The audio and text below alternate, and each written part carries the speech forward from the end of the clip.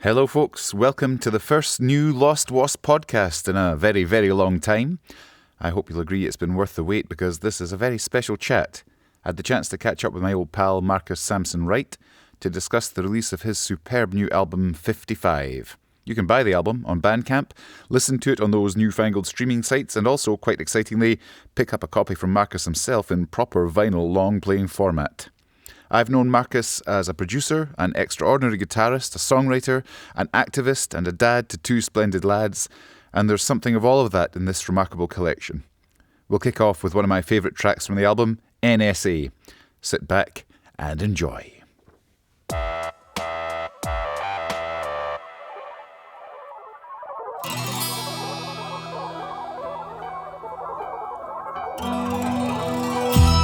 You've asked me anytime what was on my mind, but you didn't.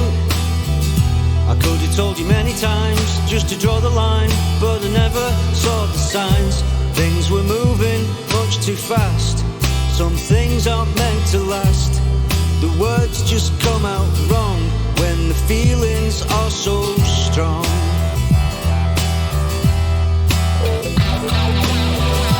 Cast your mind back a while for an early fire from the summer. Under all the happy smiles, there's so many trials and struggles we can't see. We're having so much fun, the dream has just begun. How can things go wrong when the feelings are so strong? One of these days you'll come back and make yourself a home. Until that day arrives, you'll just be out there all alone. Whatever I say, all my words will be lost upon the wind. And I've got to accept that we will never start again. Start again. Show me out another line, we could cut it fine till tomorrow. Don't know where the money goes, but I know for sure that it doesn't grow on trees. Stay in bed, don't watch the clock. Tell your boss you took the knock. Come back where we belong, where the feelings are so strong. One of these days you'll come back and make yourself a home. Until that day arrives, you'll just be out there all alone. Whatever I say, all my words will be lost upon the wind. And I've got to accept that we will never start again. Start again.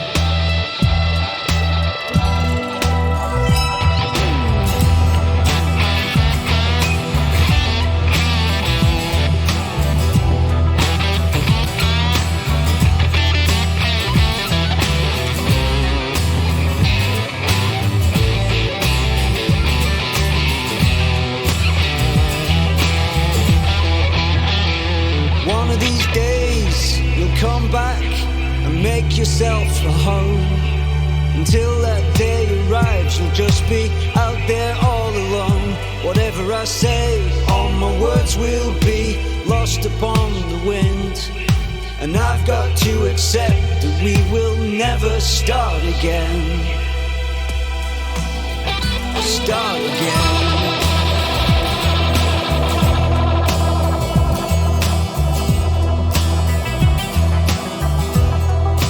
Never start again.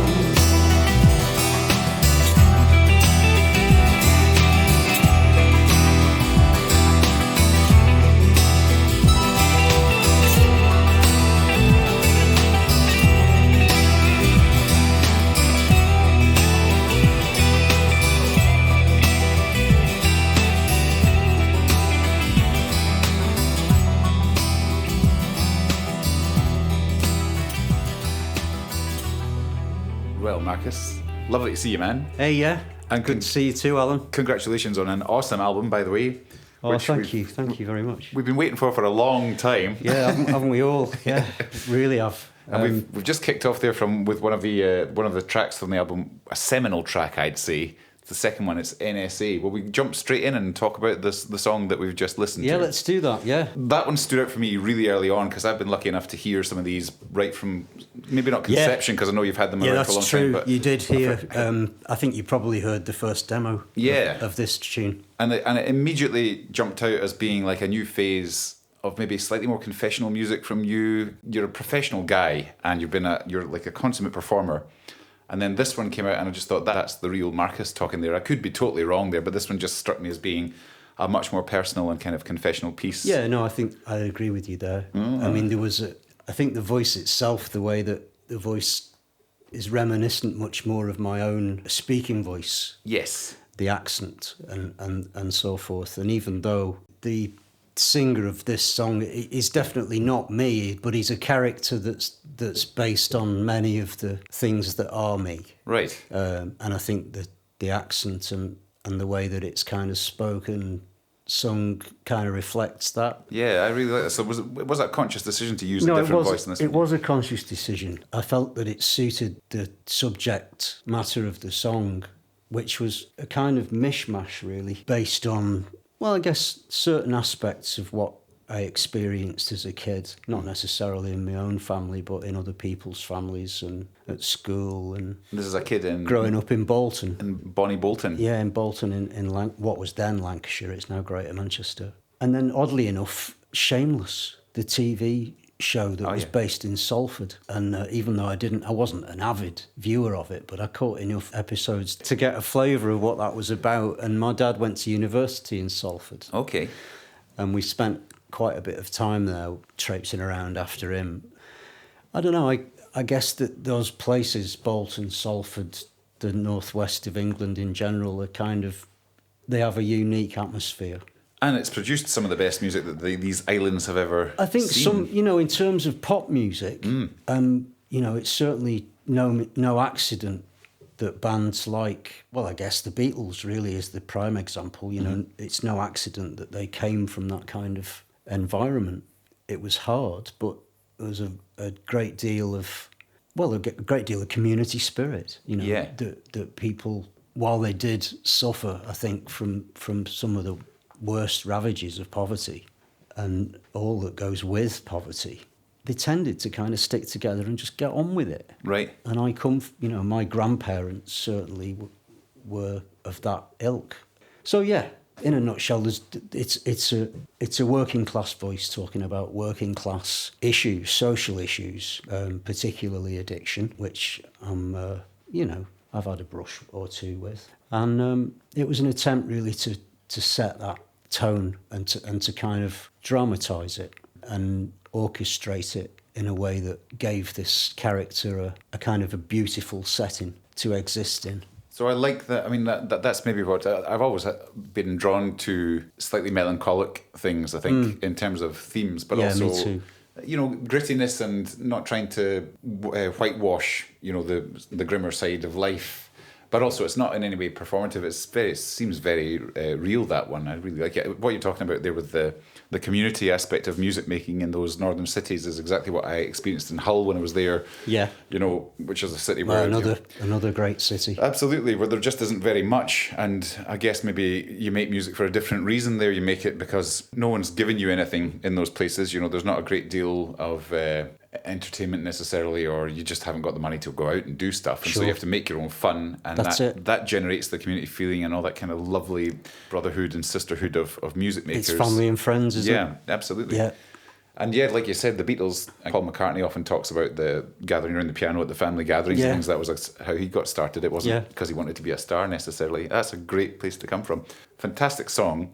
But the germ of the song, obviously, is only the very start of the story. Because being a superb producer, the maven of the studio... Well, it's a long time coming. Yeah. To get to the point where I felt confident enough to actually set about recording an album by myself. Right. So you've produced a lot of other people's work from a quite a long time ago. Yeah. A fair amount of other people's work. I started recording when, I guess a lot of people of my age did, when it became practical to do it on computers at home. So kind of mid-90s? Yeah, mid-90s. I think I had a Porter studio first, a cassette Porter studio it was probably the pinnacle of that particular style of machine. You know, it was an all singing, all dancing cassette based Porter studio. Nice. So was that 8-track or? Yeah, it was 4-track. 4-track. And I learned a lot about, well, basically where to put the microphones or where not to put the microphones. Right. Using that. And I recorded friends and I recorded bands and stuff like that. And in Liverpool at this point? In Liverpool, yeah, where I was living. And I was in bands and you know, musicians from those bands would come round and we'd have a recording session and we'd develop ideas, and some of them actually made it as far as being taken up and kind of either performed live, or they would be taken into a bigger studio to actually create some kind of an attempt at a record. Right. But, you know, generally speaking, I think the thing about recording is it just takes a lot of time. There's no substitute. And particularly if you don't really know what you're doing, which is where I was at 20 odd years ago, you just have to spend a lot of time making very substandard work. Yes. Before you even get to the point where you could actually even think about presenting it to an audience. The trial and error phase. Yeah, I mean, it's like that. I don't know which photographer it was. Maybe it was Henri Cartier-Bresson, or maybe it was another of those incredibly famous photographers. And he said the first 1,000 photographs are the worst. Right, yeah. And it's kind of like that. You just have to do things wrong for years on end. Yes. Before you get a flavour of what it sounds like when it's right. So I've always been a sucker for those rough things from, you know, for artists that I like, for example, Bob Dylan. I love the basement tapes and that kind of stuff, you know, just because I like imagining I'm in the room with those guys. Yeah. And there is a charm to that. But I think, unfortunately, my fondness for that has I've let myself off the hook. We were talking about this earlier for many long years in my own recordings. I think also you got to be careful with stuff like that, because while it might be true that it was recorded on an A77, very much like this one here. Oh, look at that. That is... Marcus pulls back a rug to reveal a beautiful reel-to-reel recorder. And that's the same model as the basement tapes were allegedly recorded Really? on. Right. But the fact is that the recording quality of that easily rivals a modern high-end 2-track digital recorder. So if it's sounding rough, they might have had it set up wrong, or they were using something else, or what's... It sounded rough because they were rough. It was rough in the room. Yeah, right. But it wasn't the recordings that were rough. The quality of the recordings is actually very good. Okay. And they were mics were probably placed by someone who had a clue about where to put them. Sure. The reason it sounds rough is because of the room and the playing, and also it was road ready. You know, that was where performance had to be more than anything at that point in time. It had to be road ready. You know, Dylan had the band as his regular outfit. Yeah. And they would have been doing regular gigs. And the song, I mean, talking about Dylan, who had a tendency to change the way the performances were. Every time, he still does it. Of the songs. So the whole thing would have been very much an improvised kind of shebang, you know. Yeah. And that's what you get from the basement tapes, the kind of the sound of a organic, busy, yes, off their head rock and roll band. Yeah, that's it. Yeah, you know, but it was captured really faithfully. The machine that was used was a good machine. Yeah, you know. Okay. And they were good mics. And they were very fine musicians as well. You know, Doesn't they hurt. were. I mean, you're talking about great musicians, but essentially what you say is true. You know, that there's something about that sort of 60s, 70s non-click track, all get in a room together with a few microphones and just go for it, that has undoubtedly become a rarity. It's not been lost altogether, but it has become a rarity. Yeah. I mean, you know, I own up to the fact that on very few occasions were any of the performances on my record captured like that. Single take sort of You things. know, they were all... there's just loads of overdubs, lots of sitting with parts until they practicing them and reinventing them over and over again until they sounded like they had spontaneity. Yeah. Do you know what I mean? Yeah, absolutely. And that's, I mean, we'll talk later maybe about how you decide, how do you decide when something's finished? Because I'm fascinated by this process with you. But when you said you started in the sort of mid-90s with a tape, a portable tape studio, where there wasn't the luxury of going back and redoing like minute sections of the... No. So much you had you to could drop in, but only quite substantial sections Right. of music. And it was a bit of a nightmare because there was no lining it up again afterwards if you got it No, a bit later. Or anything there was like that. nothing like the editing capabilities we've got now. So your whole kind of recording career rides that wave of going from the kind of try and get as good a first take as you can to the present time when you really can, you can like hone a particular note if you want to. And And if you really want to, you can manipulate, even qualities like pitch. Sure. I have to say that there is no pitch correction on my record. Well, there wouldn't need to be, would there? Well, during the process of making it, there was pitch correction. Right. But I was and only on vocals. But I was determined that the finished product wouldn't have pitch corrected vocals. Because it's audible, you can hear it still. Well, I think it's audible. It's certainly audible to me. Mm-hmm. I know that some people like to use it as an effect, and I guess that in the modern pantheon of pop music, it has its place. But I didn't feel it had any place on my LP, and I, as a matter of honour, I guess I wanted for my voice to be as natural as possible. Yeah, I suppose as a means of letting you hear the standard that you should be going for if you're aiming for something close to the perfect take. It's a useful tool, but I admire the fact that you decided to use it as a tool for guidance and then actually get your voice to do the job that you... Because the problem with doing stuff on your own is that you're largely working to a guide vocal, your own guide vocal, and then you're building the track around the guide vocal, and then the guide vocal has to be improved. And so you sing the guide vocal again, and that new performance kind of absorbs some of the qualities of the track as it's built. So it's very much it's a process, an organic process, where you're building the song and you're recording the song and it's taking shape, and then you realise that it's taking shape in a way that you didn't expect, and maybe you like it and maybe you don't like it. So it gets adjusted. And so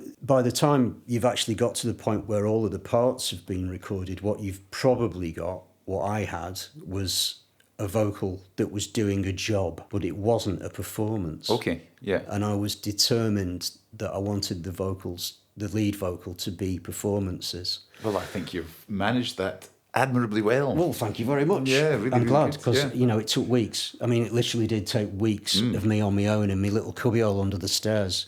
And I suppose with my headphones on. the great thing about that for you is 5 years from now when you listen to that album, you're not going to go through that thing that we all go through. That's it. Because I mean, probably like everyone who writes their own tunes and sings their own tunes, I'm incredibly critical. Yeah, of course. Especially of my own voice. And I really wanted to avoid as much as possible the cringe factor that you inevitably get. I mean, there are occasions on the record where I guess I still maybe think that I would have liked more time again, or I would have liked someone else at the controls. Sure. But, I'm happy. Yeah. I'm happy with all of the performances on the record. It's absolutely the best I could do. Fantastic. That's an And amazing I'm really thing to be able to pleased see. with it. Yeah, I'd never expected to be able to say that, but I am. I'm really pleased with it. Well, cool. Well, we should listen to another track, but before we have a second one, I want to talk about the eclecticism of the album, because the first one we've heard is a straight rock, really, isn't it? I mean, we've got some interesting arrangements going there, and love the tring, that beautiful zither sound going on and stuff like that. But it is we've got the electric lead, and it's fantastic rock drums. Is that your pal Colin? No, I programmed those drums. Oh, you programmed those, right? Great. Yeah, those are programmed drums. But the album as a whole goes through a whole lot of different moods. I mean, I think that your voice is a consistent factor all the way through, obviously, because you sing all the songs. Yeah. But you've gone for different tones, and there's lots of light and shade going on, and lots of different collaborators too. And I think the second song I wanted to share with the world at large is TDYG. Oh, yeah. Which stands for? Throw Down Your Gun. Ah. And just as a matter of interest, NSA stands for Never Start Again. Ah, okay. But you could have, anyone who listens to the tunes would be able to figure that out. Yeah. They're just initials that stand for the words of the refrain or the chorus. Well, it saves your hand when you're writing materials, doesn't it? Yeah. I suppose the other interesting thing is that NSA, the one we've just listened to, has no collaborators. Right, that's a total solo, right? I did everything on that one myself. Mm-hmm. But Throw Down Your Gun, which is the one we're going to listen to, has got loads of collaborators. Yes, good. I'm glad. That's what I thought through listening to it, because I wanted to. I mean, I love the outro. I love the whole song, but the outro with the flute and the little timing, the little is just marvellous. Why don't we run that track and then we'll have a chat about that.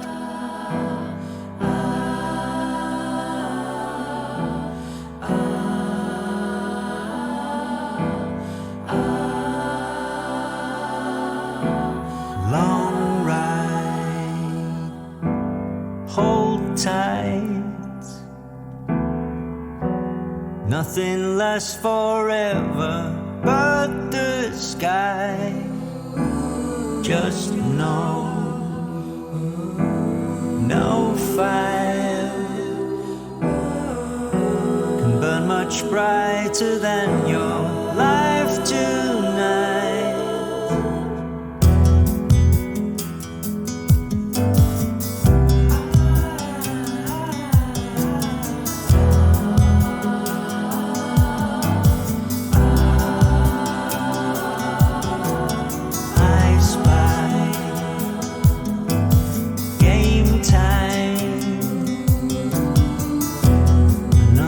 Bad moon rising in your eyes.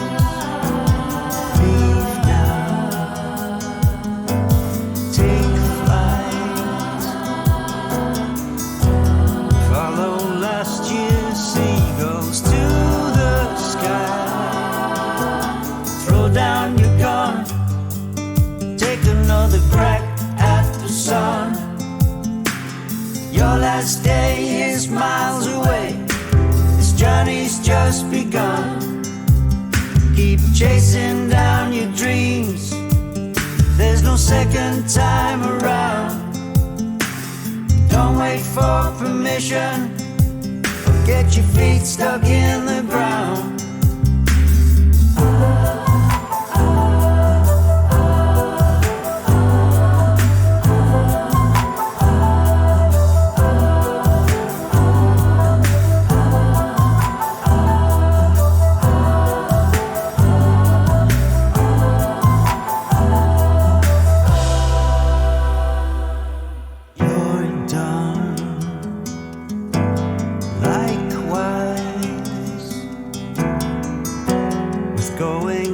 Each morning in disguise. Looks like clear sky. Let's get these wagons rolling while it's dry. Throw down your gun, take another crack at the sun. Your last day is miles away. This journey's just begun. Keep chasing down your dreams. There's no second time around. Don't wait for permission or get your feet stuck in the ground. Throw down your gun, take another crack at the sun. Your last day is miles away. Journey's just begun. Keep chasing down your dreams. There's no second time around. Don't wait for permission or get your feet stuck in the ground.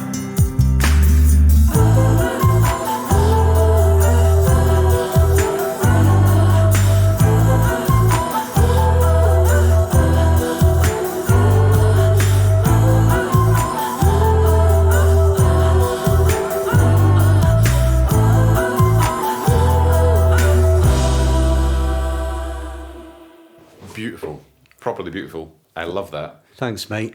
Tell us about the process of recording that, because there's a lot of people on there. Okay, well, let's just deal with that first. Obviously, there's me. I'm playing the nylon guitar, the bass, singing the tune. Mm-hmm. I programmed the kick drum and the snare drum. Right. And then you've got Colin George Lamont, who is the ace, wonderful drummer. A long-time collaborator of yours, is that right? We've never collaborated more than we did on this record, but we started collaborating, I guess. We've done bits and pieces. Most notably, we did a lot of collaboration with a great friend of ours called Michael, who's sadly no longer with us. Yeah, right, I remember. And that's where me and Colin met, and Colin's always been an amazing drummer, and he's only really got better as he's gotten older and he's got more relaxed about it and taken on all sorts of different styles. And he played the hi-hat, just the hi-hat. Right. On this particular song, he played drum kit on. I think there are maybe, I reckon about 60% of the record has drum kit on it. And he was there with you for the gestation of a lot of this. Yeah, the whole thing. I mean, for the whole time you spent over in the islands. Yeah, we'll come to that maybe in a bit. Yeah, he was a very close collaborator, and really a very close support. You know, we did it together. We did nice. it. Yeah. We made a lot of the arrangements come from the fact that I was working with him, and I adapted arrangements around things that he played and things that he heard. A proper partnership there. Yeah, it was very much so to make the record. As I say, on this one, it just needed him to play the hi-hat. I found that the machine hi-hats that I started out with, you know, they were doing the job, but again, they didn't have the drift. And it's such a human song that with the masked voices you want. Yeah, and it really needed something to drift and to shape the way the rhythm works with all of the voices. And then the voices themselves are, you got Perry Alain Hughes, who wrote the choral parts. Right. I remember saying to her, "Do you fancy doing some backing vocals on this?" And she said, "Oh, I'll leave it with me for a bit, you know." And she came back and she'd written a 4-part choral arrangement for the whole song, and I was absolutely blown away. I loved it the first time I heard it, and she transformed it. There is no question. I was quite happy with the tune to start with, but the way that it sounds with those beautiful voices all the way through it. Did you have any notion of turning it into that sort of, because it's almost got a community choir feel to it in the best possible way? I did want that. Yeah. I remember when I discussed it with Perry, I remember saying I want that feeling that you get from voices around a piano in a large space, you know, that you get maybe singing around a piano in church almost. You know, just for the record, I'm not remotely religious, but I do love gospel singing. Well, you know, it's about the music, not isn't it? You know, there's no substitute for hearing a lot of people singing together passionately, and I wanted that. But Perry, although she's completely au fait with that, I mean, she co-founded and has run the Sense of Sound Choir in Liverpool for many, many years, and that's led her to work with all kinds of people, including, I think, Massive Attack she's worked with, and people like that. You know, she's the real deal, an incredible musician, a great singer, and really great to work with. I learned a lot from working with her. And the other singers on the record are her son, Aziz Alain Hughes. He sang all of the very low parts of the tune. You need that low end, song, don't you? Voices. And then the other two women who sang with Perry are Jo Roberts, who sings the very sort of wispy high notes, and Dion Lamin, who's very strong, versatile range. Right. And between Dion and Perry, I think that's largely where that gospel core of the vocal section on this track comes from. Okay. And then you've got the lovely colours that were provided by Aziz in the very bottom and Joe in the very top. Yeah. You must be aching to reproduce this live sometime with them. Well, I'd love to. I mean, I've realised it would be a 9 or 10 piece band to do it. And in fact, before the Dreaded arrived, I had plans to launch the album with live shows in Liverpool. And I think sadly what happened is that the momentum just went out of it because suddenly even rehearsing a band like that became impossible. Well, this broadcast will surely get the momentum going. Well, you never know. I'd like to think it would, because to get all of the people together, or as many of them as I can, who appear on the record, would be a huge achievement. And folk are hungry for it again now, I think. Well, I think so, you know, and it's what's missing. It's really what's missing from the music scene. I mean, the live music scene has suffered one catastrophe after another over the last 20 years, but this pandemic has been the nail in the coffin for a lot of it. I think we're still waiting for the dust to settle and see what survives. We don't know what's going to come. But not only the arrangement, which is glorious, but the message of the song is one that we need right now. I think that's beautiful, that proper, passionately pacifist, go for it in the best possible positive way. Yeah. You know, after a year of being stuck on fairly miserable, vitriolic social media environments, a lot of people need to hear that, you know, just get on with your life. No, I agree. I mean, interestingly, the idea for the song developed out of things that I want to say to my kids. Right. the way that what's said in the verses, the lyrics of the verses, were very much about things that I'd like to say to the kids as they get older, and the mistakes that I made as I grew up, and a lot of them were because I'd allowed aggression to take control, or I'd suffered aggression from other people, and it really shapes the way that we see the world. And there is a very instinctual human thing that if you experience aggression, you kind of want to fight. Yeah. You know, you want to defend yourself. You want to defend the people that you care about who may be suffering at the hands of aggressive behaviour. But it never works. No, the notion that you might win is a lie. Yeah. And it's one that we're all sold, you know, if you're just big enough and tough enough That's and it. angry enough, then you might win. You won't win. And you won't win. What happens is you get more chaos. Yeah. More aggression. And nothing finishes. I mean, you don't, but a lot of folk think if I just shout a bit louder, then I will end this argument here and now. And you don't. All you do is raise the volume of the whole damn thing. Yeah. And all you need is love. And, we've all been told it so long. I know. But, there comes a moment where you just go, oh, right. Oh, yeah, okay. Yeah. But it's a hard lesson, and unfortunately you do have to do it all wrong before you get it all a bit more right.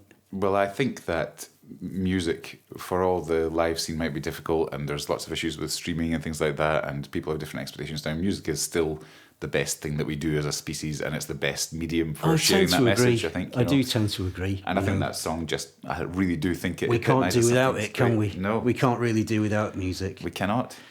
And just to finish, I don't want to leave anyone out. The Lovely Flute was played by Laura Jane King, who Colin introduced me to. She actually runs a really amazing pub in Liverpool called the Caledonia. And she's very committed to veganism. She's very committed to environmental concerns. Cool. And she's also a very committed musician and has survived the lockdown. Right, good.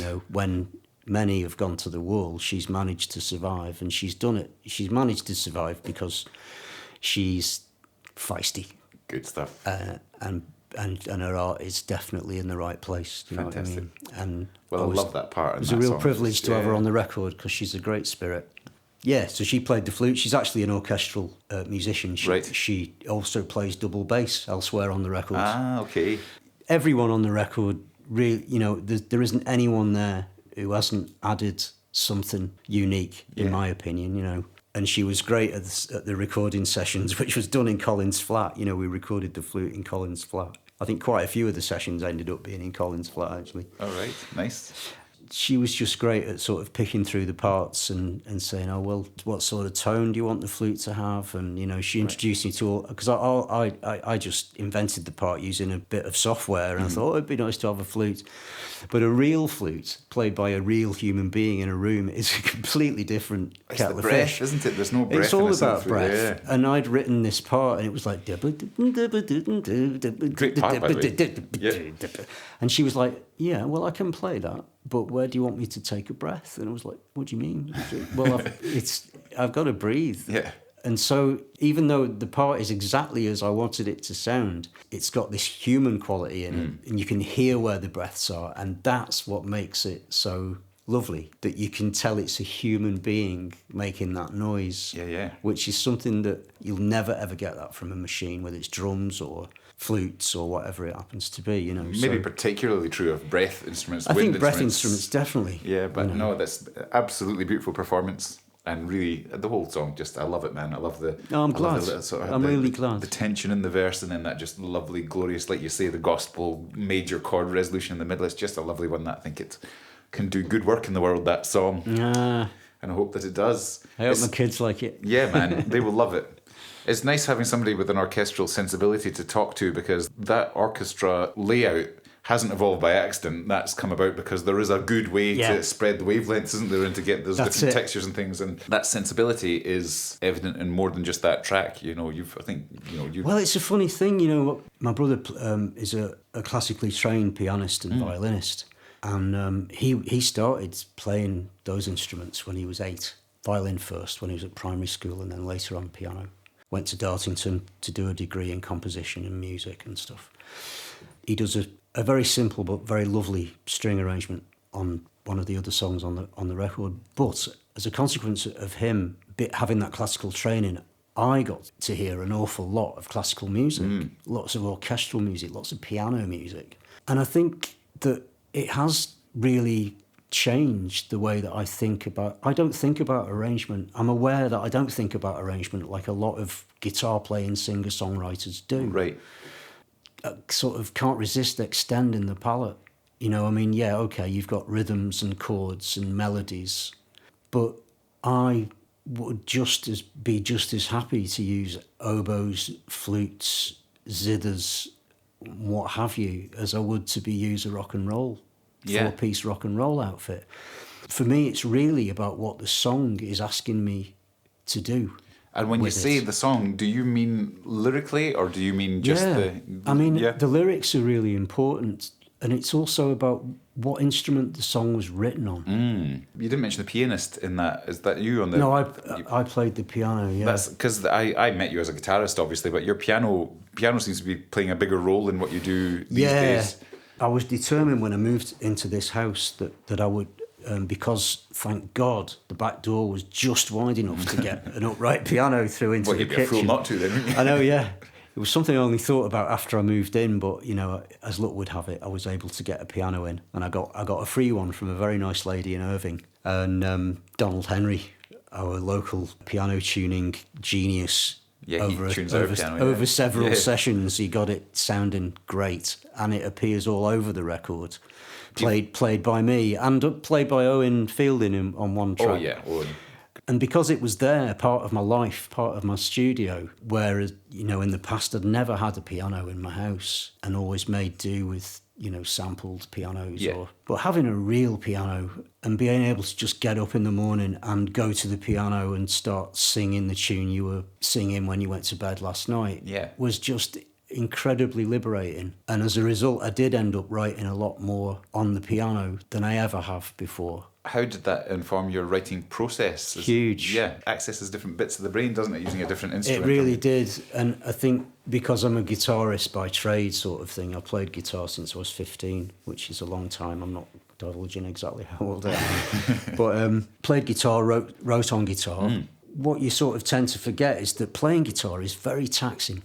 The physique of playing a guitar, of getting a good tone out of a guitar and singing at the same time and figuring out what the lyrics are supposed to be. It's very, very physical. What I felt about using the piano instead was that because, I mean, obviously a concert pianist is a different ballgame, but if what you're trying to do is just lay down some chords that you can sing a song to, and you don't particularly have to be a very gifted pianist to do that, it's very forgiving. You can sit down, you've got right there, your fingers can just fall onto the keys, and it's a good position to be sitting in to sing. You're not cramped around a guitar, which straight away you can hear it in my voice. If I adopt a guitar playing position, you're pulling your shoulders in across your chest. That's when you're in a blues, man. But if you're sitting at the piano, you can open up and you can sit comfortably with your back straight, and it frees up all that musculature that you need to create a good voice. And does it lend itself to more space, maybe because it's a vastly more resonant instrument than an acoustic guitar, so you've got that lovely room to maneuver? Totally. I mean, I can create an atmosphere with a couple of notes on a piano, because you've got all of the notes of an orchestra essentially in front of you. You can construct your song very differently. You're not limited to, you know, guitar players' ideas, you know, and as lovely as an instrument as the guitar is, I think as a writing instrument, a piano is a lot more versatile, and a lot more liberating. And also because you're not writing the song on the guitar, it frees the guitar to do different things instead of just hold down the chords. Absolutely, man. So straight away you've got these opportunities to open the arrangement up. Anything to free you from the strummed guitar chord, I think, is a beautiful thing. You know, it is a beautiful thing, but it has its limitations. You know. Anyway, it was just lovely, and what ended up happening was that I rearranged some of the songs to accommodate more piano, and I wrote a couple of the songs from the ground up on piano. As a result, you get variations in the sort of central dynamics and sound of the songs from one track to the next. Right. Some are guitar driven, but some are piano driven. Some are even bass driven. Yeah. You know, some are the instrument that you write the song on. I think is a vital part of where the song goes. Yeah. After that, I think the other thing about the piano was that it allowed me to actually find the right keys Right. for the songs. Yeah. Which, again, because you develop habits on your main instrument, you develop habits, and I've got habits like everyone was on the guitar. And I kind of realised that when I was at the piano, because I wasn't necessarily as aware of what key I was in, I was finding chords to suit my voice. Isn't that a revelation? Instead of Oh, yes, singing man. along to Yeah. chords that I habitually was playing. Yeah. And it puts the voice at the centre of the song instead of the guitar. Reminds you that that's an instrument too that you've Yeah. got to take care of. And Yeah. Good stuff. So, yeah. Well, this seems to be a good point to play another track, if you're up for that. Yeah, let's do that. Cool.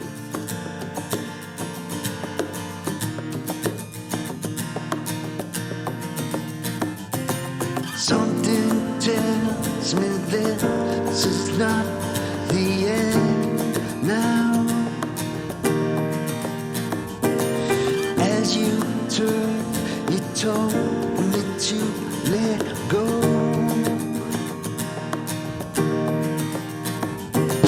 My head is so full of you. It's like you are me. Hold me like a bird won't fly away.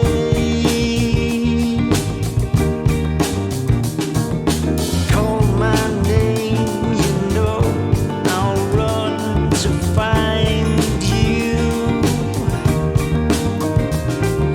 And I'll fall into line with all your dreams. Time is a lonely affair, and dreams can fool you. Sail on in your life and drift away. And I've been yours for so long. I've been yours for so long now. Don't you think that you could love me? I've been yours for so long. Maybe it's all left to win, or be without you. Don't think I can stand another day. 'Cause I've been yours for so long. I've been yours for so long now. I've been yours.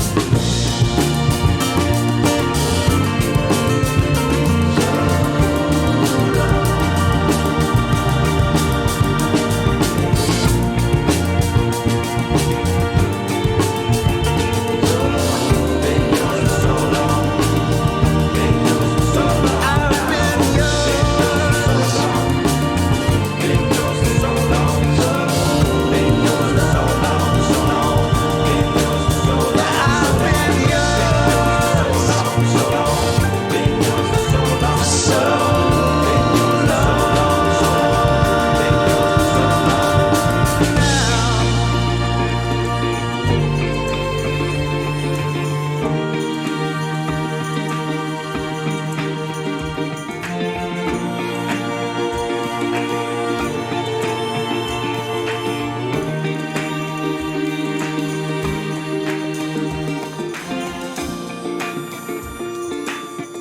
Okay.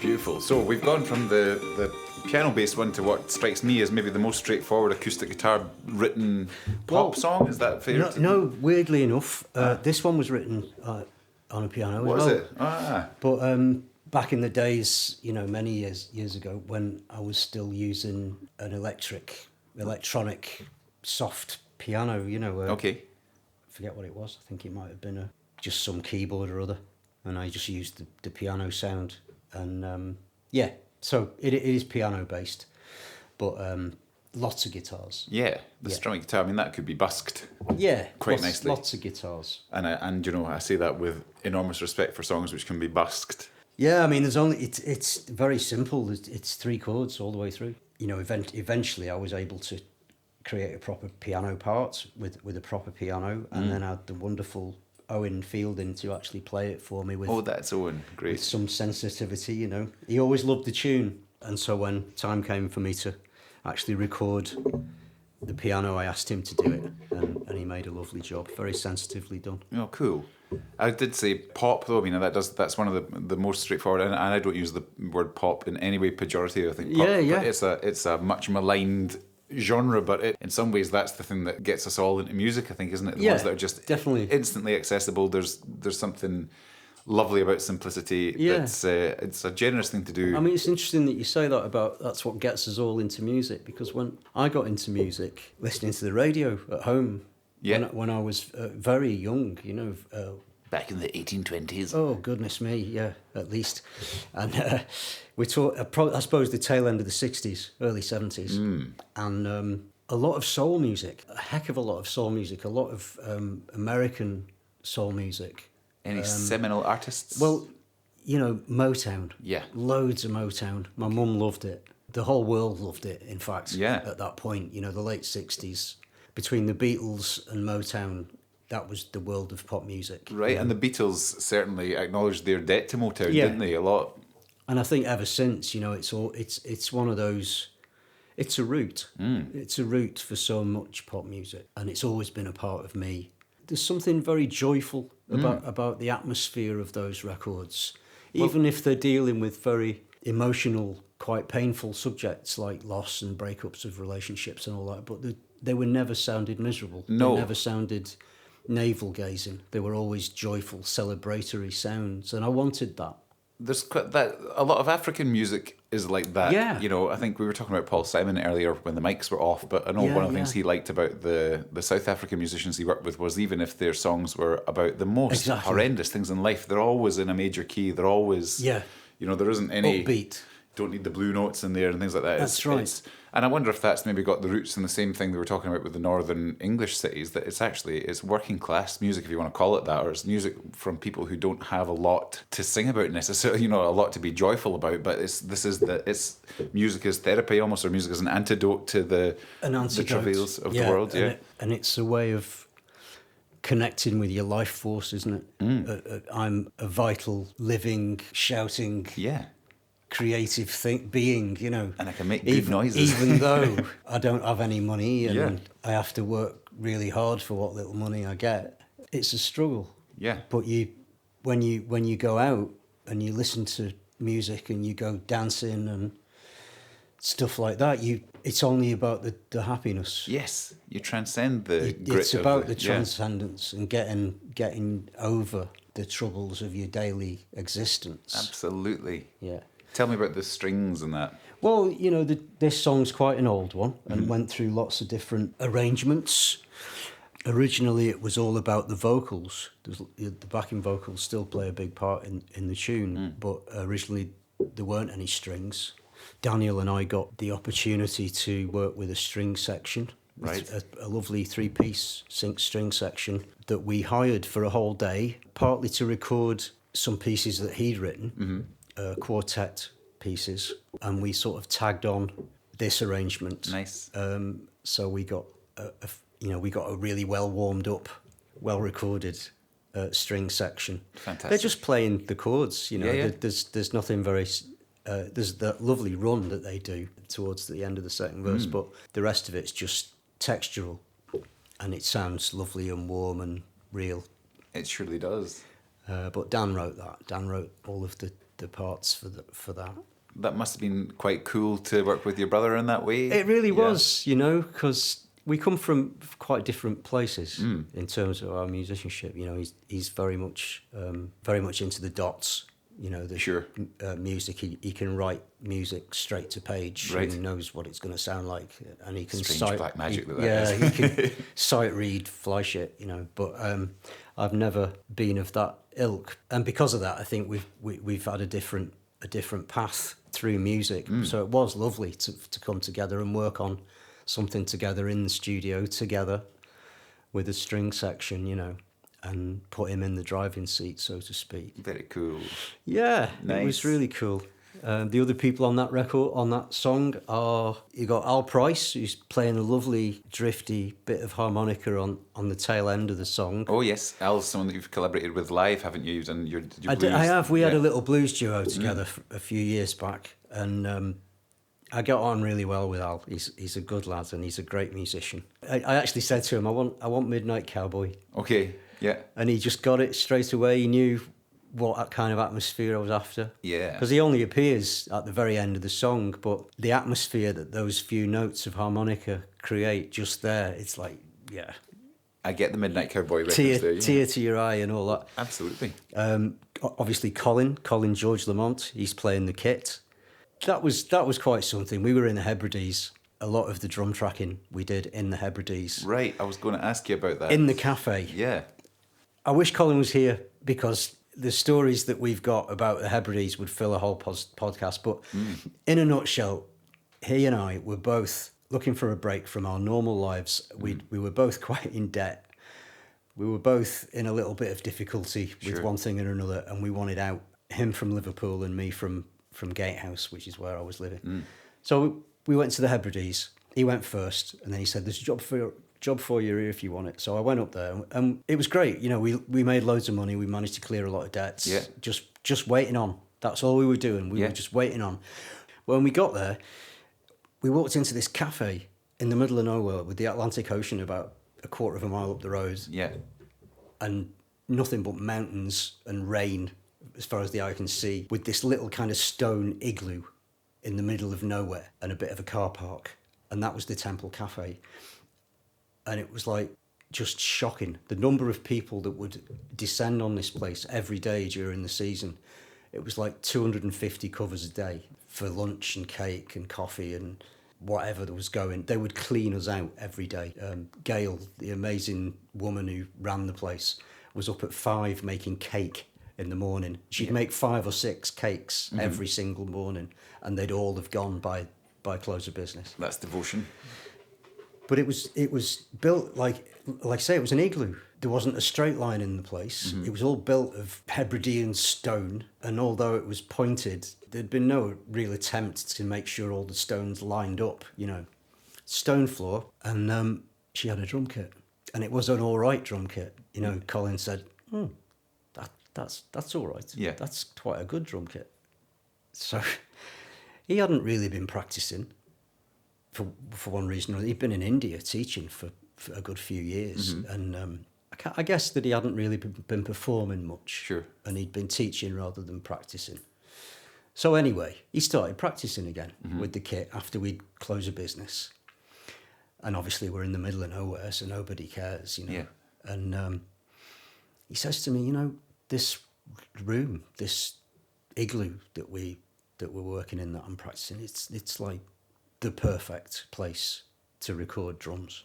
That's proper serendipity, that then, isn't it? It's like, because I don't know whether you've heard the story, but the Townhouse studio in London has one of the most famous stone recording rooms in the world. Oh, right. And it's kind of, that's what it is. It's a stone room where they record drums, and they get the Townhouse drum sound, and it's like, you know, stamped all over these amazing records by amazing artists from the 1960s right the way through to present day. Turns out Colin had been in there, and he said, "This is as good. Right. This sounds as good." Because the thing about a room like that is that it's bright. Right. It's very bright because of the stone. But because all the stone is random, there's no straight lines, because it's built in this kind of black house style, you know, that they have in the Hebrides. Yeah. It's a round kind of construction. It's reverberantly very dead. Okay. It's got very short reverberation time because the lack of straight lines kills off all of the reflections. So it's got this wonderful combination of being both bright and very short reverb. Right. And that makes it perfect for recording percussion instruments in. And that was no part of your plan when you got there? No, all we wanted to do was get out of Dodge. Yeah. That was the plan. Get out of Dodge, make some money, clear our debts. And when we got there, it just started all falling into... It was like really odd, you know, that we should arrive, the pair of us together. We'd never been anywhere together for 20 years. Right. But for some reason, we were both there at the same time with a drum kit in the best room either of us had ever been in for recording. All that was missing was recording equipment. Okay. So as soon as I had the chance, I took a break, hauled up basic recording equipment back there, and we literally started tracking drums for the songs on the record. So the whole album owes a lot to that single Huge. Lucky Find. All of the live drums, all of them Yeah. on the record were tracked in the Temple Cafe in the Hebrides. That's brilliant. Are they aware that this is a potential off-season money spinner for them? That they've got this incredibly lucky thing? Or They went to Portugal. Oh, right. Such hard work. Yeah. You know, you can't imagine how hard it was to make a living, to run a cafe or a restaurant or anything like that up there, because you're dependent on what happens during a few months of the year. Sure. It's like half of the year. And it's a fickle business, isn't it? So they did their bit, and then eventually they sold everything, the house, the cafe, and they now live in Portugal. Okay, with right. their two beautiful kids. Fab. And I think Gail is teaching Pilates, and I think Ruben's building, which is what he always wanted to do. But they were there, and they were so supportive of what we were trying to do. They're both music nuts. Yeah. And they were just so patient and so supportive and really excited for us to be starting to do this thing there. Colin had started to practice again and was really getting his chops together, and he was getting interested in reggae, he was getting interested in West African drumming. Mm-hmm. And the song we just worked on, he knew, because he had that same experience of Motown when he was a kid. I just said to him, I want it to have that really kind of upbeat dancing thing. And he just got it straight away, and he knew all the chops because he'd studied it all, and he knew all the way the drums should be tuned, and he just understood how to start building this song. So was this one the first one that you worked on together? Is that what did that? No. We did the whole album the first season, and then both returned. He went back to Liverpool and I came back to Gatehouse, and I had all of the bits and pieces. So I worked up the tracks with what we'd had. Yeah. Sent them to Colin. He said, "No, it's not good enough." Okay. And we went back the following year and did them all again. Well, it was obviously, you could tell it was worth doing it properly then. Yeah. So, but that was Colin. He said, "No, I can do better than that," which was amazing, really, when you think about how much work we'd put in. Yeah. But he knew, and he was right. So the tracks that you actually hear on the record, the drum tracks, and quite a lot of the other tracks too, a lot of the acoustic guitars sounded really good in that room. Right. Some of the vocals survived even. You know, Okay, we recorded a lot of the stuff. And in the caravans that we were living in, I had the studio set up in the caravan, and I did an awful lot of work in there. How important was it to have the distance from your daily life? I honestly don't think I could have done it without that. You know, serendipity is the word. It couldn't have arrived at a better time. And I'm pretty sure that without that experience, and without me and Colin being able to spend that amount of time isolated from our normal lives, I don't think we could have made this record. Right. Because the record is one that's been waiting to happen for a long time. Yeah. Isn't it? Yeah, I think the oldest tune on there is getting on for 20 years old. Right, yeah. And I always wanted to make a record, but didn't have the knowledge or the skills when I first started writing to realise it. But the stars aligned. Yeah, they did. And the timing was just right, because, you know, I'd been working in studios on and off, and so had Col for like 20 years. Yeah. And we had the chops. By the time we got to the Hebrides, we had the chops to do the job.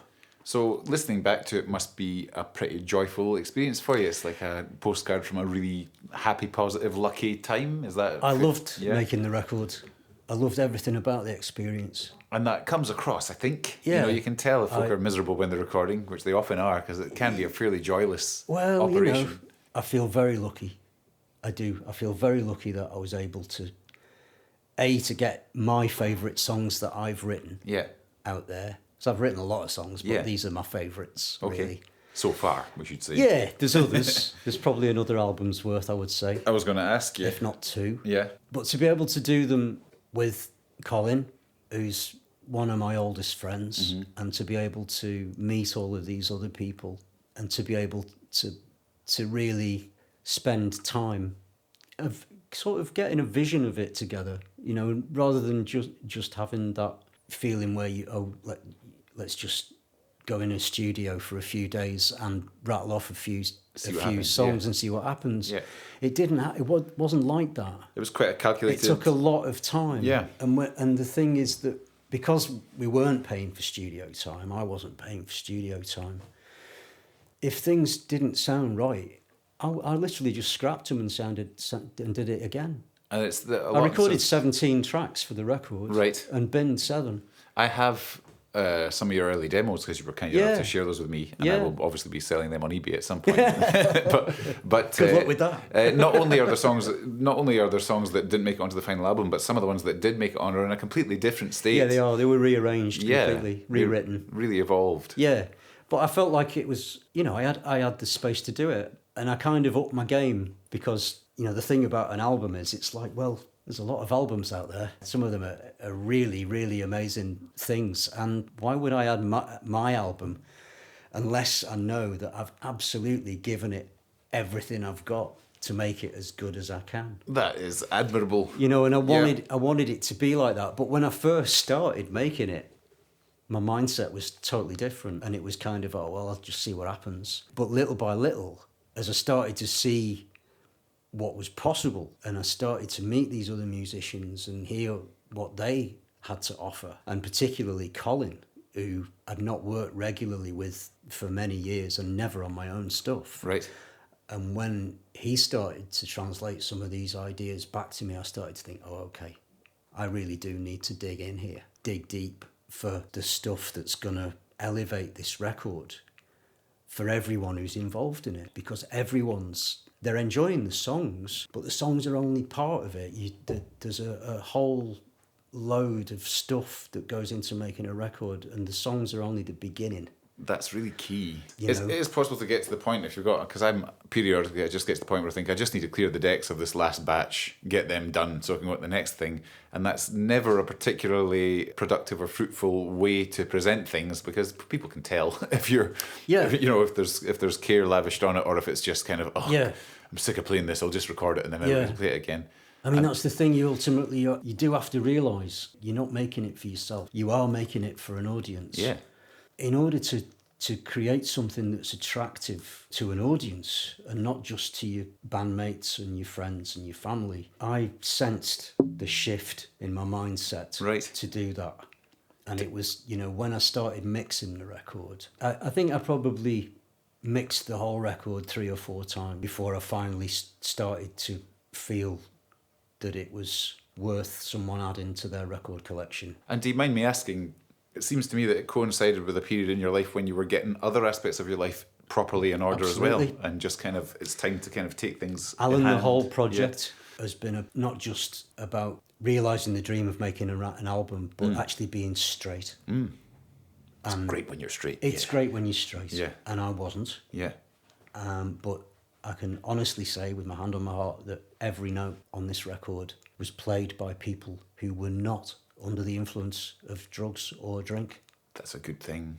I mean, I think we've spoken about how wonderful music is, but there's no getting around the fact live music as a culture is pretty intrinsically linked with hedonism having a good time, but it's a... And I wouldn't judge. I spent many, many, many, many very productive, fun years living that life. Yeah. And a lot of the ideas for the songs on this record came out of living that life. Sure.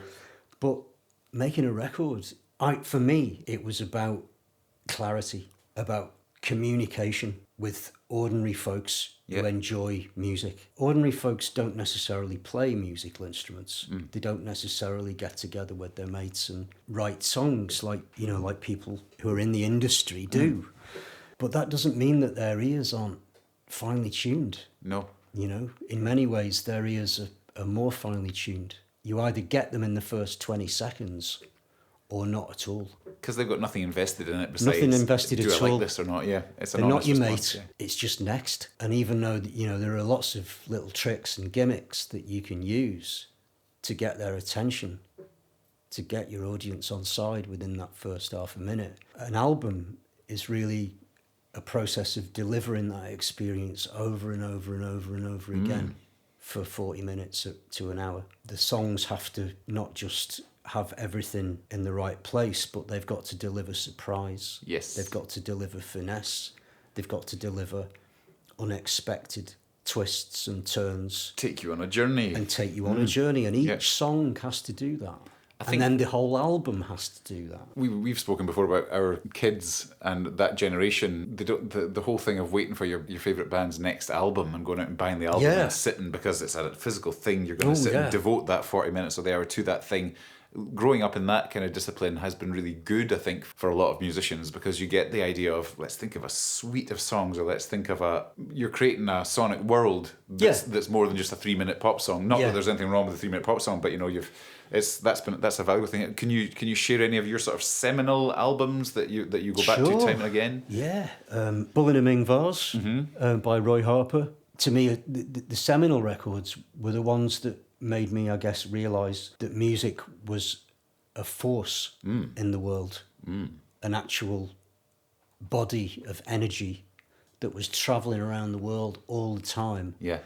that was changing lives every time it was played. And there were a few records that made me feel like that, but I think also there were a few actual just songs, because I was learning to play the guitar. To other guitar players out there, this is going to sound like a cliche, but at 15 I sat down with my dad's copy of Motivating, which was a collection of Chuck Berry tunes. right. And I sat there with Johnny B. Good, the needle on the record, over and over again, just trying to understand what he was doing with that intro. And I'd heard it played many times, and all the little pub bands that I used to go and see, they all had it in the set. Yeah. But I tell you, it was nothing like the way he played it. It took me weeks, and I didn't have the chops to play it the way he did. But I think I did learn so much about music by just studying the way that he played that intro over and over and over again. Right. And it taught me so much about playing the guitar. And because even at that point, Chuck Berry was a legend, I understood why. Because prior to that, I mean, at that point, 15, 1980, he'd already been a megastar for 30 odd years. Sure, yeah. 40 years. They're at the very He'd dawn already of rock done and roll, it. wasn't He he? was the beginning Yeah. of it all. And there was me, little 15-year-old kid, picking up the guitar for more or less the first time. I was probably 12 months into my journey, and sitting there with that and really studying and trying to get to grips with not just the notes he was playing, but where on the guitar was he playing them? Which strings was he using to get that tone? How much of a slide? How much vibrato? How out of tune to be just out of tune in Enough, the cool way Yeah. was it? And all of these details that I'd never really considered before. That was seminal. Still to this day, Chuck Berry for me is easily one of the greatest rock and roll guitar players ever. I'm one of the greatest songwriters. Yeah, right. Too. Again, this won't be a fashionable choice these days, but I listened to Sultans of Swing, that particular song, again, in the same way. Because I was learning to play the guitar, I deliberately looked for great guitar players. And it just so happened that at the time, that first record that Dire Straits made, it was a great record. He was a great writer. It was an unusual sound for the day, and it reintroduced the idea of real musicianship in a cool way. I think Squeeze were another band who did that. Oh, yeah. The first single I ever bought was Take Me I'm Yours by Squeeze, and I was only like 11, but the minute I heard it, it was like, okay, That's amazing. So they're proper songwriters, aren't they? They're songwriters, and it was always songwriters that I was interested in. Yeah. But because of the guitar playing, that took me into areas of like rock. Led Zeppelin were an enormous influence on my record making. I wanted to make records that sounded as good as Led Zeppelin records. Fair enough. I kind of had an understanding of rock music in terms of energy. Right. You know, when the levee breaks, it's not just music. It's energy. It's like guns of a particular caliber, Right. coming out of your speakers, and it moves you in a certain way. Do you know the first time I remember properly getting that thought was being a little bit younger than you, Yeah. only a little bit like that, Yeah. buying Paranoid Android by Radiohead and the single, and just holding that and having heard the thing a few times and just thinking, this object contains this powerful noise, Yes. and I get to put it in, and I get to decide. You know, I get to listen. Yeah. It's just it's I think coming at writing or producing from the standpoint of being a fan first and foremost, or like almost like a student of the craft. Yeah. Just being fascinated and blown away by other folk, what they've done, how, you know, the infinite possibilities, you know, fairly limited palette may be. Yeah. You know, guitar, drums, bass is Yeah. the heart of rock music, really, That's isn't it. it? But it can create all these moods and all this tension and all this That's it. emotion, and it's just, fantastic. Yeah, I mean, it was an endless journey, you know, and it still is. But back to Roy Harper. Yeah. Absolutely so underrated. He makes an appearance on Wish You Were Here. As a vocal performance, it's fantastic. Yeah. You know, he gets name checked on Led Zeppelin 3. He was big mates with Jimmy Page, and as far as I know, he still is. They're both still alive, thankfully. Yeah. There was something about Roy Harper. There's just he's this guy. He plays acoustic guitar, and I think the first thing I ever heard him do was come out fighting Genghis Smith, which, you know, he was probably at his most dynamic when I was still a toddler, you know. But me and my mate at school, me and my mate Eric, got into Roy Harper, and we just got every record he made. Right. Between us, we had everything he'd made in about 1979, this would have been. And at that point, we're talking like a lot of records. Yeah. He released a lot of albums. He was unique. There was no doubt about it. He strikes me as someone who was very happy to be unconventional. I mean, Oh, he's totally unconventional. yeah, he's not much spoken about these days, I don't think, which is a shame. You could compare him to Kevin Ayers and some of the sort of You can. the soft machiney You sort can. of the Canterbury folk and all that, but You can. only in the sense that they obviously knew all the rules. They knew exactly how to create a crafted pop record. Great musicians. But then they decided that as well as that, they're just going to their quirky, odd worldview can be expressed through Yeah. these conventional this medium. No, you could tell from listening to Roy Harper that he was deeply unconventional and quite determined to live that. Yeah. You know, he wasn't doing it for the man. No, the first And of his never would. first one of his I ever heard was the one that's on The Rock Machine Turns You On, Yeah. which is nobody's Got any money in the summer. Yeah, that's Oh, it. give me what a terrible drag. Doesn't sound like So, anybody yeah. else. Yeah. But it's pop music. It's still pop music. He had an ear for a tune like Yeah. nobody's business. Yeah. Without him, I wouldn't have started writing songs. Right. I wouldn't have realised that songwriting was something that you could do, because I just assumed that, you know, because I was listening to a lot of music that was made by bands, collaboration, that somehow it just all happened in a studio, Yeah, yeah. Or they'd go out and they'd play lots of gigs and they'd improvise a lot, and eventually that Something would noise would coalesce into Yeah. something you could call a song. I didn't understand what songwriting actually was, but Roy Harper, because he just had a guitar and his voice, Yeah. he did it all himself. So he woke me up to the fact that, well, he's a songwriter. And then I started to think, well, he's playing guitar and singing. I play guitar. I can sing a bit. My mum says I've got a bit of flair with a word I could or do two. that. Yeah. I could do that. Yeah, yeah. So it was him. Brilliant. He put it all together for me. I did not know that. But Yeah. That's really interesting. Yeah. And folk music in general, acoustic music. You know, I've always loved acoustic music. Yeah. Richie Havens. Okay. Yeah. Huge influence again from that time, Mm-hmm. you know, where I listened to a double LP of Richie Havens stuff. Deeply weird, very, very weird, very odd songwriting, but songwriting. I don't know him at all. I'll need to check him out. I know he played. I don't know him anymore. I mean, Right. he surfaces on I think it's Groove Armada. Oh, right. Pulled him in to do a collab with them, Yeah. you know, back at the tail end of the 90s or something. And I don't think anybody really knew who he was. But, Right. But I was listening to Richie Havens at 15, and I guess it was the people like him who'd actually lived through the 50s and the 60s. They were already established artists then. And it was probably because my mum and dad, you know, they always had an interest in music, even though they weren't players. And there'd always been music in the house and appreciation of music. And that's, I think, probably where I just kind of, I was open to hearing different sorts of music. Sure. So it wasn't so weird for me to find a Richie Hay. Yeah. Oh, I've heard of him. My mum mentioned him the other day. Yeah. You know, and it was, you know, luckily I was able to give them airtime, if you know what I mean. Yeah. Give it a try. And the guys at the local record shop who were just like your classic freak brothers, hairy hippies, with just a room full of dusty vinyl. Nice. And opinions about every single one of them. And opinions about every single, don't bother. No, if you want that artist, try this one. And they turned me on to Van Morrison, which comes back very neatly to the track we've just listened to, because I actually wanted it to be an amalgamation of the Temptations, Bill Withers and Van Morrison. And it's kind of, there's a crossover.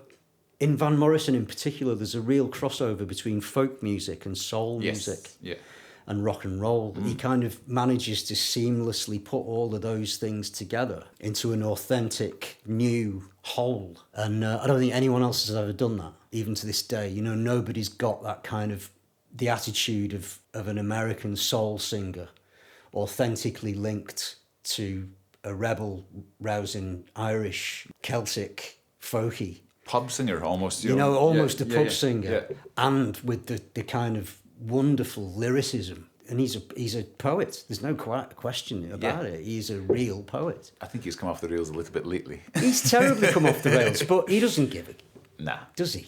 I guess those people, you know, there's this folk, blues, bits and pieces of rock and roll. Yeah. Shall we have another track? Let's do that. Let's do it. Let's have Kindness. Kindness.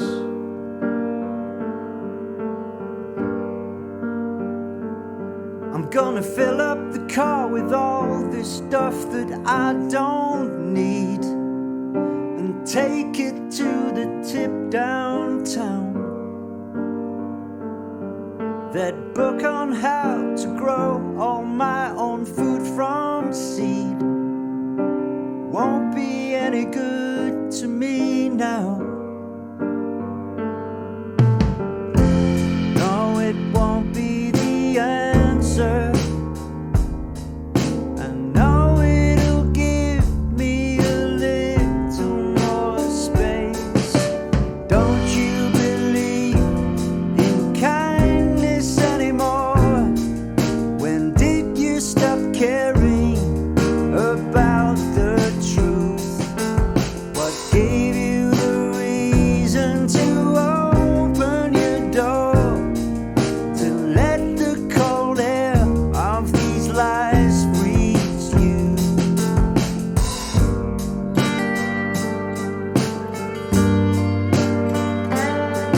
Let's fill up the bus with all these freaks that we don't need and drive it off the end of the beat.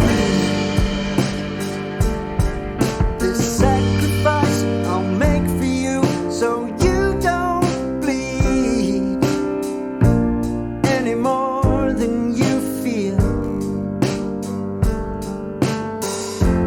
No, it won't be the answer, but at least it'll get us a little more space. Don't you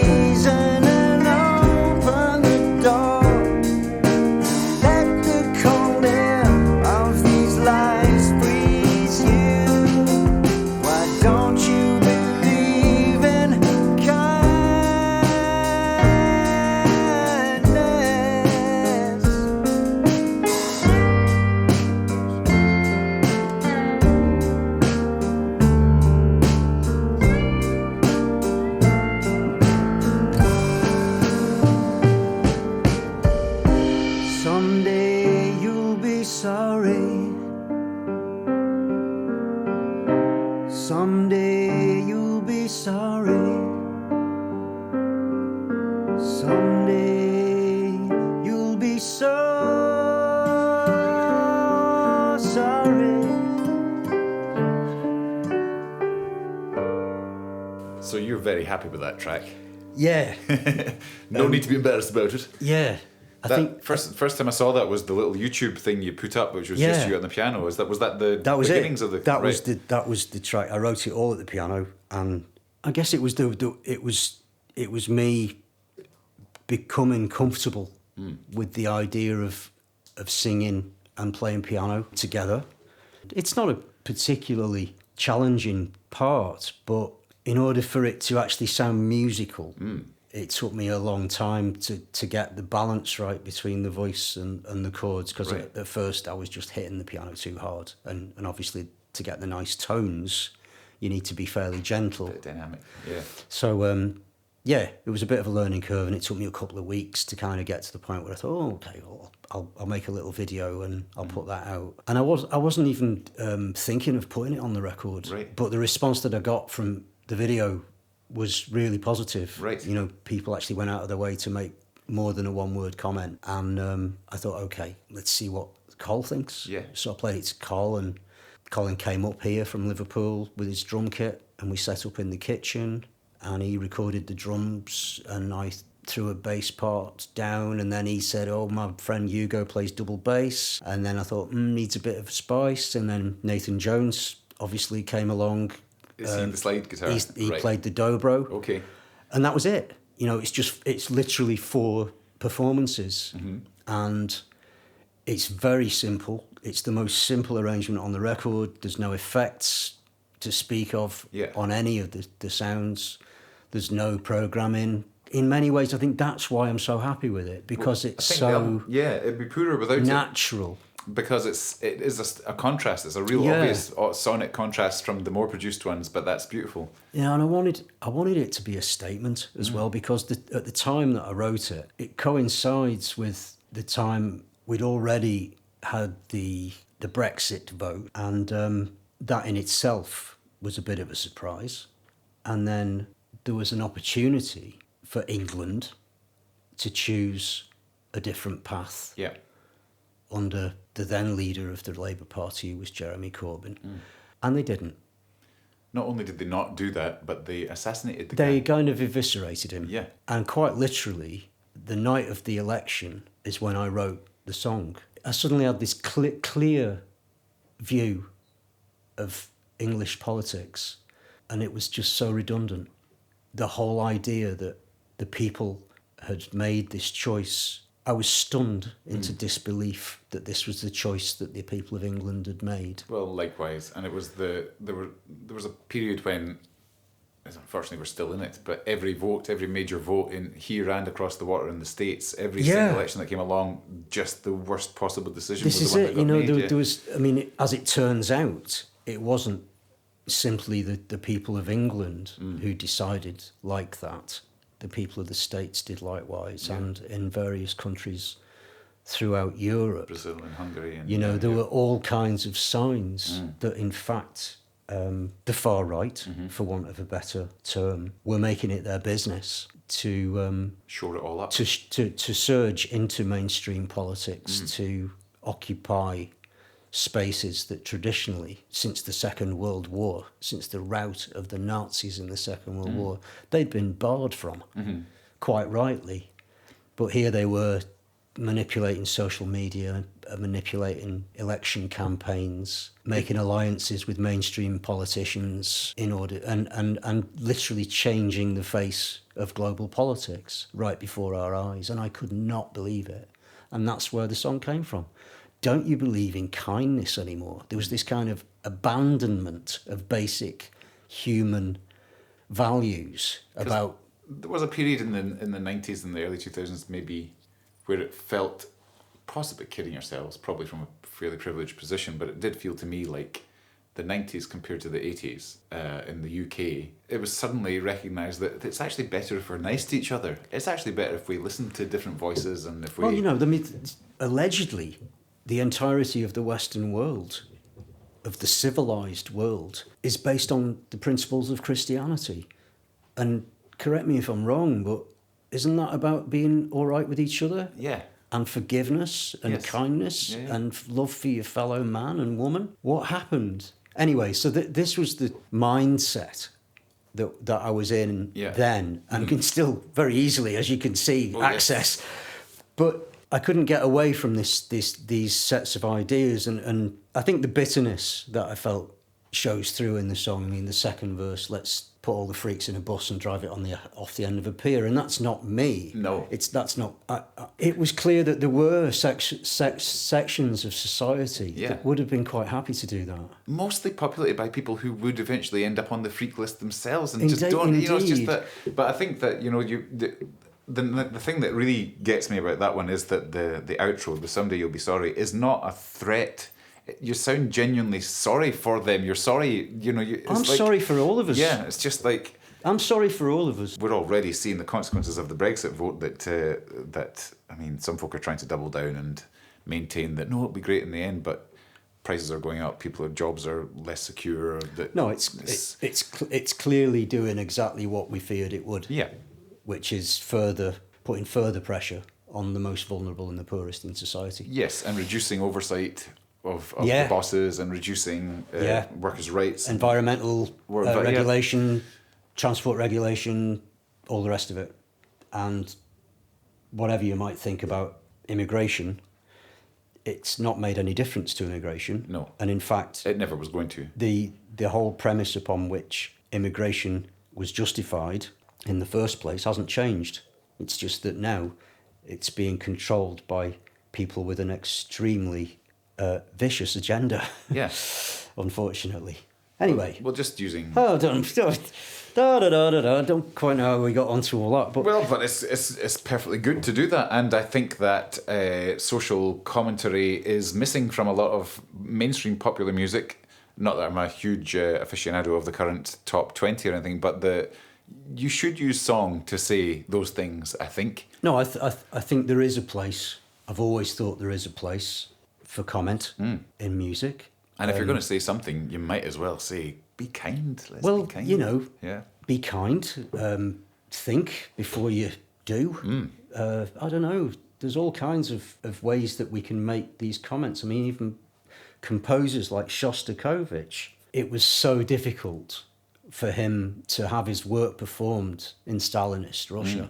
It's now recognised that some of the compositions that he wrote were amongst the most radical Subversive. classical Absolutely, yeah. compositions ever. And eventually he had to flee. He was threatened with execution or imprisonment. There's no words on his records. He didn't write any words. It's just orchestral music. Yeah. And, you know, if you study music as a whole, not just pop music, but music as a whole, you find all throughout history there are ways that the creators of music have been able to comment on the world, on the country, the system that they live in. And some of them have quite literally been executed for it. Absolutely. You know? I suppose the dark side of that is the fact that what angered Stalin the most is that he saw music as a tool of control. Oh, he did. And a tool of celebrating his state. Oh, and absolutely. As have a whole lot of totalitarian. Well, Shostakovich people. was able to convince him that the symphony that eventually garnered the death threats was actually a celebration Yeah. of Stalinist principles, and Stalin was all in favour of it. It was only the critical appraisal of the work that revealed all of these little tricks and quotes that Shostakovich had put into the piece to tell a completely different story, Right. and to be very critical, Yeah. in fact, of the... It's not a celebration at all. No. It's a nightmare. Yes. Yeah, Yeah. absolutely. Yeah. Well, Kindness, your song, is not a nightmare by any means, No, well, but it's you know. it's a very overt statement of something very positive. I thought, when I first heard it, with the first line, or the first verse, I thought was coming from a more personal place where you had actually cleared the decks, and you needed to clear the decks before you had, of personal baggage and things, before you could make this album for one thing and just kind of get things straight. I think there was some of that. But going from the personal to the universal is a big part of good poetry, let alone songwriting. I think, you know, finding those roots from your own experience to a more general experience is That's right. I think skill. it's a bit of a trope with songwriting that deals with how the personal relates to the public, how the private relates to the public. I remember writing those first lines and thinking, well, it was about environmental concerns, and there was some way in which that decision that had been made to go on that political path, it didn't just impact the immediate way that we might be organising our society. It was more about the wider concerns of environment, because for me, climate change is the issue of our times. We do have to sort it out. There isn't a choice. We've got to figure out how to do it. And I got a strong sense at that time that choice was going to make that more difficult. Yeah. And so it was like, well, that book on seeds, that book on growing all my stuff from seed won't be any good to me now. Yeah. It was kind of, we're in the process of abandoning all of the hope, all of the belief in our own resources that's going to get us out of this mess. Yeah. That's the choice we've just made. That's it. Well, it was to say, no, we can't be arsed, actually. Let's just go to the pub. Yeah. You know? It's like that abandonment of personal responsibility, Yeah. not just for the environment, but for our personal interactions with each other as well. It's like, we'll just hand the reins of power over to these people That's who it, couldn't care less, Yeah. don't know you, don't care about you. Yeah. And it was, I was kind of, that's the frame of mind that I'm in. Yeah, it has this consequence, but it also has these consequences too. Yeah. Well, listen, we're going to have to sort of wrap this up a bit, but it's been an absolute joy talking to you about this. I think the album's magnificent. We're going to play out on Too Late, but before we do that... I feel like a bloody pop star. Yeah, mate. Well, you sound like one, so you should feel like one. The final question for you, though, is that you've put so much into this. I mean, it is, like we were saying earlier, it's a bit like an autobiography in some ways, like a dramatised autobiography. You've got everything in there. I mean, not to overstate that, because obviously you are also just creating stuff for an audience, but what's the next album? I mean, where do you go from here? You've put everything, it seems to me, into this one. I've got no plans to make another album. Right, at this so this point. could be your this is your artistic statement to the world? No, what I mean is I've got no plans to make another album, because I still feel that this album has somewhere to go. Yeah. Having made the record and then finished the record during lockdown, I'm painfully aware that most of the world has no idea that this record exists. Yeah. And although I have sold a few and a few people know about it, without wishing to sound like the big I am, I just think it deserves a wider audience. It does. And I'd want it played live. And that's what I'm looking forward to. That's a lot of effort to put a band together that's capable of doing live shows of this music. Right. And it's going to be another journey to do it. But having spent 4 years making the record, I don't really think that 2 years putting a band together to do it live is such a big ask. Well, I think it's a beautiful thing to take time on things in what is a fairly disposable society now, you know, to just think, well, this thing has got legs, it's quality. We create our own meaning in life. Yeah, we do. And to conform to what the wider society or popular culture describes as meaning, not interested, couldn't care less. Good. And there's no point in this record at which it sounds as if you're not trying to catch a zeitgeist. It's a fairly timeless collection, it seems to me, and it appeals to me, being a fella of a certain age who's gone, you know, I've gone through this, so, you know, I've got children and I've had a career and, you know, that kind of stuff. It's not trying to be teenage pop by any means. No. It's songs for folk who've lived a bit of life. No. And there's a lot of them out there, and I think a lot of them would get a lot out of this, and I hope it does find the audience it deserves. Well, I think, you know, it's a song for human beings and their kids. You know, it's a song there are songs on there for everyone. Yeah. It's not aimed at a particular marketing demographic. No. It wasn't what was in mind at all when I made the record. So, I really do hope that it finds an audience, a wider audience. I think it's pure class, and your total love of music comes across in every single track, man, and it's Thank you. It's great, and I appreciate you talking to me today. I appreciate you talking to me. Yeah, man. Nobody ever does. Well, we'll do it again in 2 years' time when you've got the band together. Right, man. Right, thank you very much. Thank you, mate. And best of luck. Thank you. Thank you so much.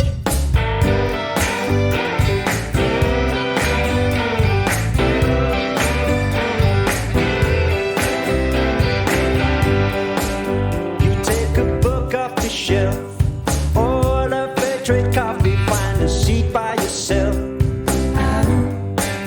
While I'm still catching my breath.